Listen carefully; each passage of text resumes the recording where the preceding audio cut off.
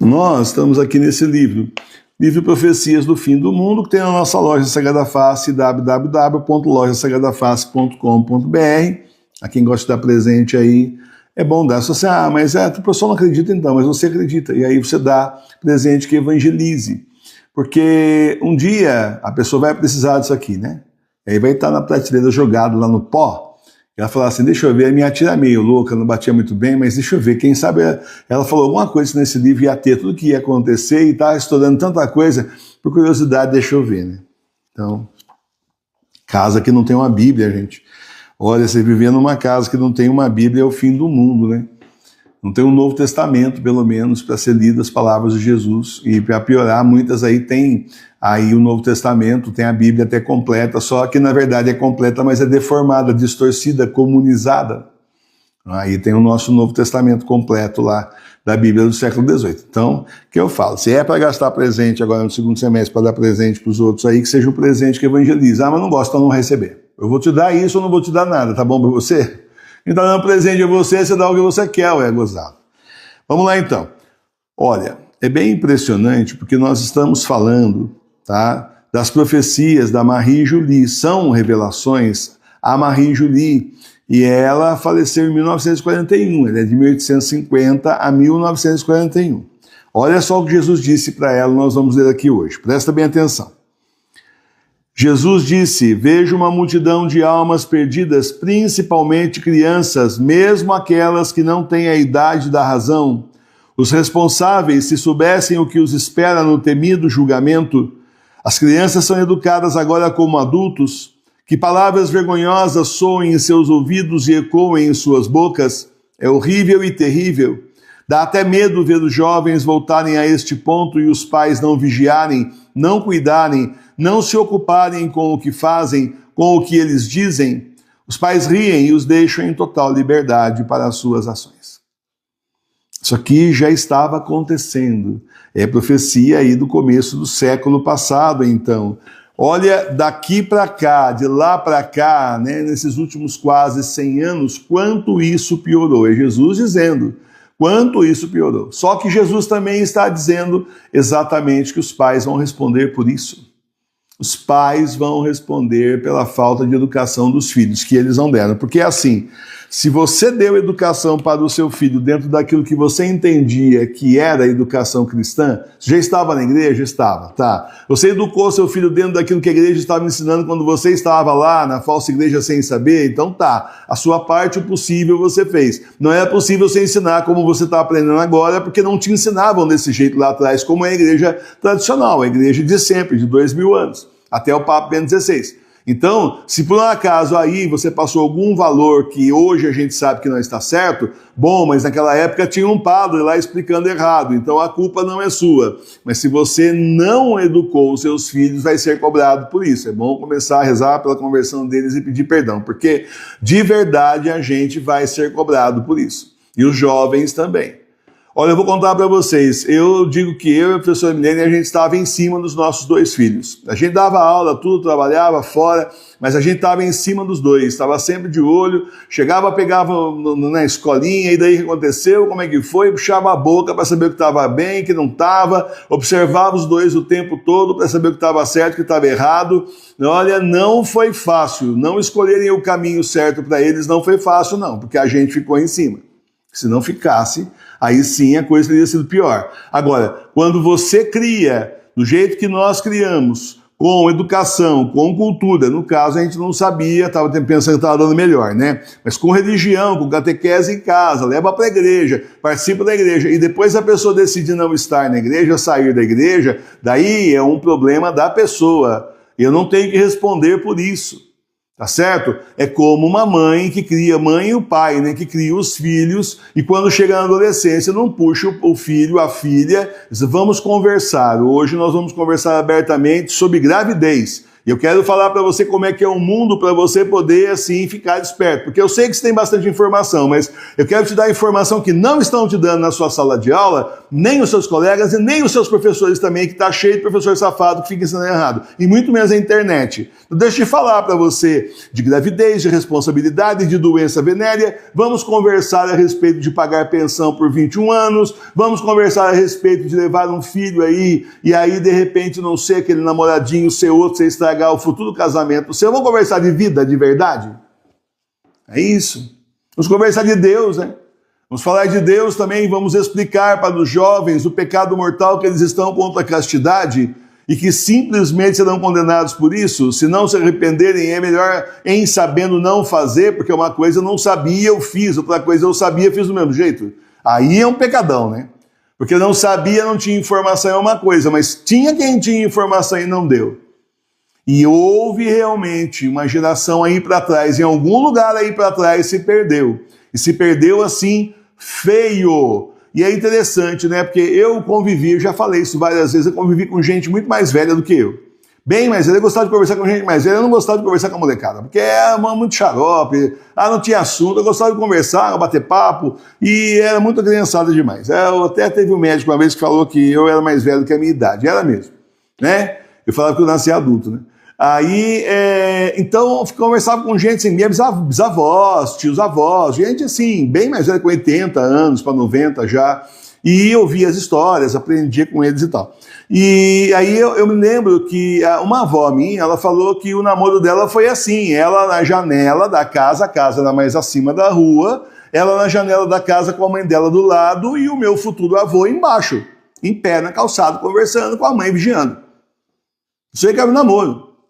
Quando noivou, permitiu que sentasse na sala com o pai e a mãe na sala. Então ninguém casou grávida, né? Só isso, gente. E com a família ali em cima. Com a família ali em cima. Mas houve uma ruptura em algum lugar. Porque essa geração aí que foi tão assim vigiada, como outras também eram, para não dar aquele vexame, né, ensinar para não emporcalhar o nome da família na sociedade e tal, essa geração aí, eles são os pais da turminha que vai ser a geração do James Dean, que é a turminha aí década de 40, 50. E é interessante porque as turminhas 40, 50, 60, que nascem em 40 e vai aí se casar com 60 anos, vai estar jovem aí de 50 para 60, essa turminha, olha que hoje está com 80 anos, aí tem um pessoal que é do apá virado.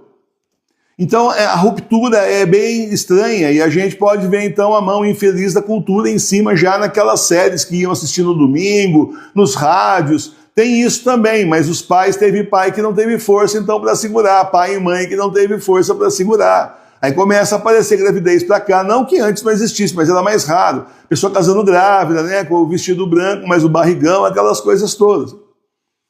Então, meus irmãos e minhas irmãs, é isso. Em algum lugar houve uma ruptura aí que simplesmente cortou o contínuo da sociedade que estava vindo na moralidade cristã, e o Senhor já está acusando isso daqui, olha, lá no começo do século passado. Não tem a data exata dessa revelação, mas já está acontecendo lá atrás. Criança falando palavrão, falando um monte de besteira, escutando, portanto reproduzindo. Jovens que os pais não só não educaram quando era criança, como não vigiam também, não ensinam o certo e o errado. E o resultado é essa baderna que nós estamos vendo aí. Hoje em dia as pessoas, quando muito, vão orar junto. Aí pecado contra a castidade, né? Ah, tá, então eu vou pro motel, tá pecando contra a castidade. Ah, eu vou morar junto, tá pecando sem casar na igreja, tá pecando contra a castidade. Ah, então eu vou morar na minha casa e ela na dela, então, estão pecando contra a castidade também. Estão tendo relação, é claro que estão. Certo? Porque antigamente namoro era para conhecer a pessoa, não o corpo da pessoa. Isso aí era na lua de mel. Não era o corpo da pessoa que era para conhecer. E tudo ficou pior. Essa liberalidade sexual que eles colocaram ficou assim uma coisa assim bem realmente muito, muito, muito pior. E dá-lhe cultura na cabeça dessa moçada e os pais, em vez de segurar, estavam ouvindo rádio junto, né? Então, meus irmãos e minhas irmãs, é isso. Olha, quanto a nós, né, a gente já fez o que era possível lá atrás. Eu imagino que cada um de vocês que é pai, que é mãe, que é avó aí, talvez se sinta um pouco culpado porque hoje sabe um monte de coisa, mas antes você não sabia, você não sabia, Ou é o que a gente vai fazer, né? A gente não sabia, perdão, Senhor, porque a gente não sabia, tentamos fazer o melhor, aqueles que tentaram, nós tentamos. Se não deu certo, a culpa não é nossa, não seremos cobrados por isso. Agora, a partir de agora, a conversa é outra, a gente precisa ensinar os outros, dar conselhos. E olha, seu filho aí está em pecado contra a castidade, como assim? Né? A gente tenta dar conselho. Não quer ouvir, não ouviu, mas teve uma voz que falou. Aí você está limpo, isento de culpa, porque você não se absteve, não se ausentou, simplesmente não se omitiu. Você não vai responder diante do Senhor por omissão. Você viu que eles estavam pecando, você, em vez de falar, você ficou bem quietinha, certo? E ainda deu risada e foi embora para não arrumar inimigos. E aí o problema é que você saiu bem com eles, mas muito mal comigo, né? Certo? Então é isso, meus irmãos. É lamentável aí, ó, coisa que já está acontecendo, e que está acontecendo em larga escala. Isso aqui ficou bem para trás, é que eu falo. É fácil saber que as profecias, elas são verdadeiras, porque tem coisas que já aconteceu, tem coisas que já está acontecendo. Então aquelas que não aconteceram ainda, com certeza vão acontecer. Louvado seja o nosso Senhor Jesus Cristo, para sempre seja louvado. E eu tenho minha consciência tranquila, eu eduquei meus filhos como era para ser, até onde eu pude, até da forma como eu pude. Eu, infelizmente, também estava na falsa igreja, achando que estava fazendo sucesso, né? Achando que realmente uma igreja mais morna, uma igreja assim mais soft, light, uma igreja que a gente acreditava que os padres estavam falando certo, ensinando direito, enfim, né? Eu estava lá, a professora Milene também estava lá, e a gente não percebeu, eu achava uma diferença, que antigamente a igreja era mais assim, mais bom, né? Deu uma mudada, não sei o quê. A gente acaba assim relevando algumas coisas e confiando na figura do padre, como líder religioso, como uma pessoa escolhida por Jesus, sem saber que eles estavam todos se comunizando, se excomungando e iam dar o golpe no Papa Bento XVI. Uns iam dar e outros iam ficar bem quietinhos. Tá bom demais, agora a gente pode fazer o que a gente quer. Essas coisas assim. Então a gente não sabia desses meandros de forma nenhuma. Eu sentia assim uma força tão grande, um chamado tão grande do Senhor, casado que eu era com filhos para servir a igreja. Imagina, eu olhava para aqueles padres e falava assim, eu tenho um chamado desse tamanho aqui, nem é nada perto deles, porque olha só, eles serviram a igreja, nem casaram, não casaram, estão dedicando a vida inteira a Deus. Então, maior erro do que esse, impossível, porque a grande maioria, se eu não posso dizer até todos que eu conheci, porque eu estou falando dos que eu conheci, simplesmente estavam devotando a vida a si mesmos, e nunca a Deus, nem muito menos a igreja.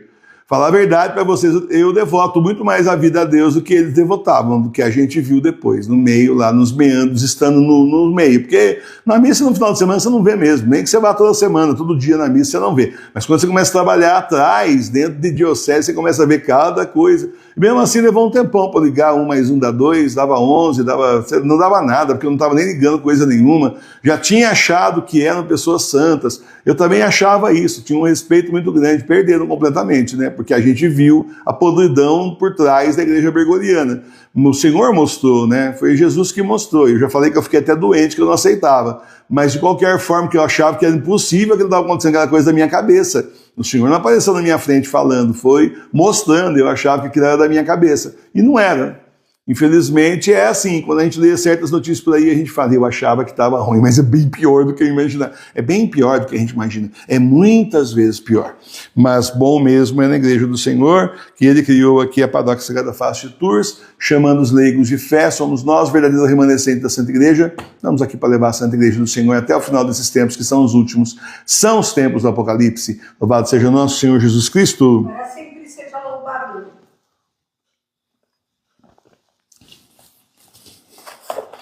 Vai falar o quê? Eu vou falar que assim, tem mãe que não se toca e veste criança assim, não veste criança, né? Não veste criança de criança, veste criança para pedófilo ficar babando, né? Só isso. Eu não entendo mentalidade de pedófilo, para falar a verdade para você. Eu, quando vejo uma criança vestida de mulher, eu falo, meu Deus, o que é isso? Deixa a criança ser criança, tem aquele vestidinho bonitinho, com as roupinhas bonitinhas de criança, né? E quando eu vejo mãe vestindo a menina como se fosse símbolo sexual, eu falo, nossa, não tem nada a ver.